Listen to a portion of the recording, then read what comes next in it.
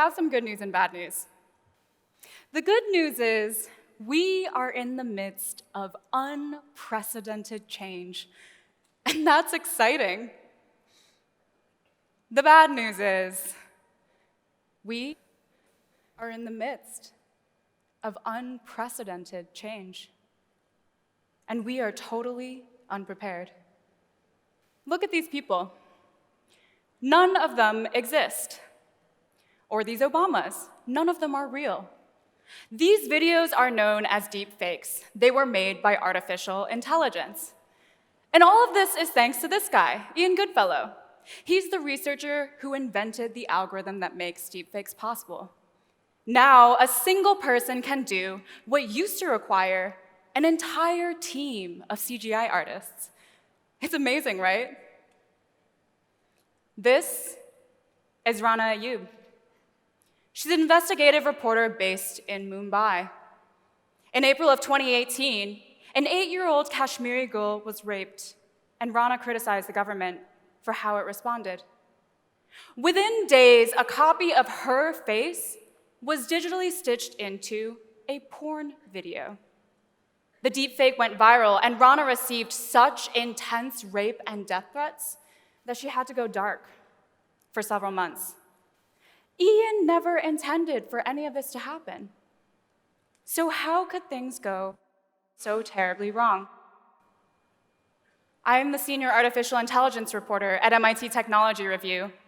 I've interviewed hundreds of experts and written close to 200 articles, and what I've realized is the way we develop AI is fundamentally broken.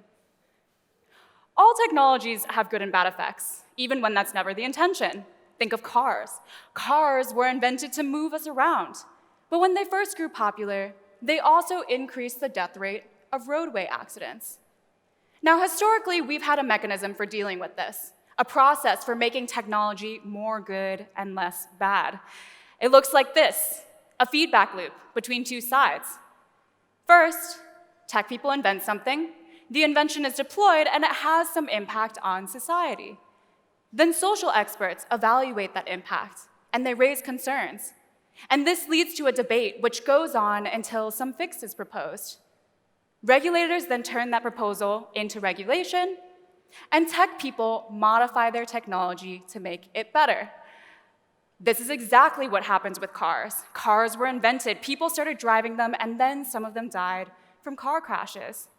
But after a fierce debate about why these deaths occurred, regulators finally introduced seatbelt regulation. Cars became more good and less bad. Now guess how long it took us to complete this process? From the first modern car to the first piece of regulation. 60 years. From a car user's perspective, it still happened relatively early because back then, only 100 million people had cars compared to the over 1 billion today. But for artificial intelligence, this cycle is broken. The speeds and scales at which we invent and deploy algorithms now completely overwhelms the second part of this process. In the time it takes us to debate and implement regulation, too many people have already been harmed. You can see how this played out for deepfakes. Ian invented his algorithm in 2014, and less than 6 years later, deepfakes are now a huge problem. They risk undermining our trust in media and destabilizing political elections. And they've continued to harm people like Rana. We now have no idea how to fix this problem. Should we ban deepfakes? But it's useful for movies. Should we punish its abuse? But how do we catch its abusers? Unlike cars, deepfake production isn't centralized. It just requires an anonymous loner in a basement on a laptop with some internet. And while we're trying to figure out this problem, the number of deepfakes are growing by the day.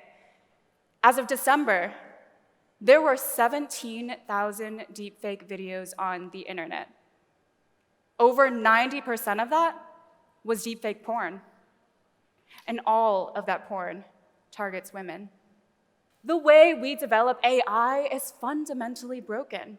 And deepfakes aren't the only example. In 2014, Facebook invented an algorithm to target users with ads. It uses what you like to predict what ads you might click. And it was quickly rolled out to the entire platform. Well, last year, a group of economists found something disturbing. It turns out this algorithm likely perpetuates employment discrimination. It shows nurse and secretary jobs more often to women than men, and janitor and taxi jobs more often to minorities than white people. Social experts took 5 years to discover these revelations, and we're now spending more time trying to fix this problem. Meanwhile, Facebook has doubled its users, reaching 2.5 billion and counting today. Now imagine being a marginalized person in your own country. The sexism and racism you face day to day is being codified and systematized online. Here's another example. When was the last time you were scanned by face recognition? You probably don't even know. In 2012, researchers invented an algorithm that was really good at recognizing images. It could see a picture of a dog and say, "This is a dog." And within 2 years, it was applied to faces. So you know all those photos and selfies you've been uploading onto your social media? Yeah, they were probably used to train face recognition. And now, 6 years later, face recognition is everywhere. Governments around the world, including in the US, UK, China, and India, are installing these systems in public spaces. They're supposed to help us catch terrorists and criminals, but they're also being used to track migrants, minorities, and protesters. This could be the biggest debate of AI today. Should we ban face recognition from public entirely, or just in specific places? Is it possible to modify this technology to make it better, or should it just not exist? Face recognition is spreading so fast that regulators don't even have time to consider all these options.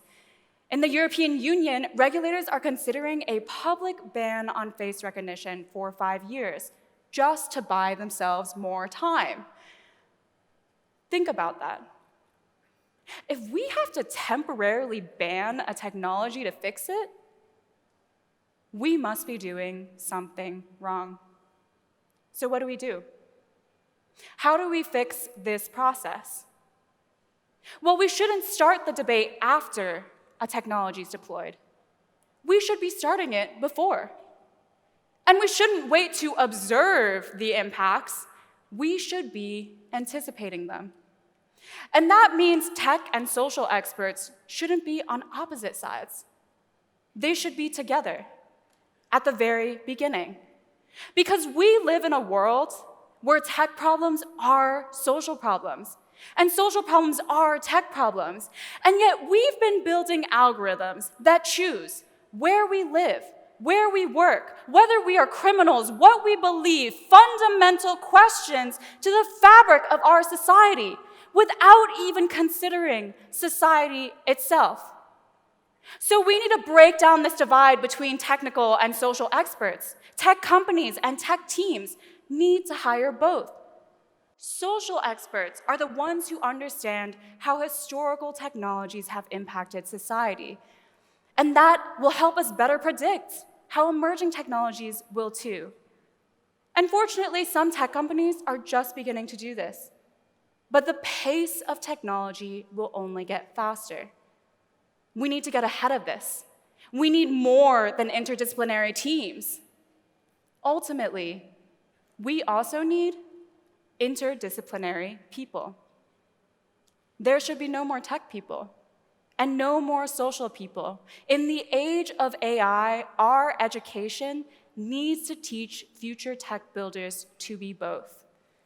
So let's imagine this alternate world. How would Rana's story have gone differently? Having both technical and social expertise, Ian might have predicted the consequences of his algorithm. Because deep fakes haven't existed before, but media manipulation has. Before AI, there was Photoshop. Before Photoshop, there were cruder methods like speeding up a video or miscaptioning a photo, and all of these techniques have been used throughout history to target women, minorities, and vulnerable populations, knowing that Ian might have chosen not to release his algorithm. Or perhaps he would have built safeguards to prevent its abuse. In fact, in this world, that's exactly what Ian is doing today. But he says he wishes he could have started earlier. We are in the midst of unprecedented change, and the way we develop technology is now fundamentally broken. But I truly believe that we can fix it. We need to, so we do not continue totally unprepared. Thank you.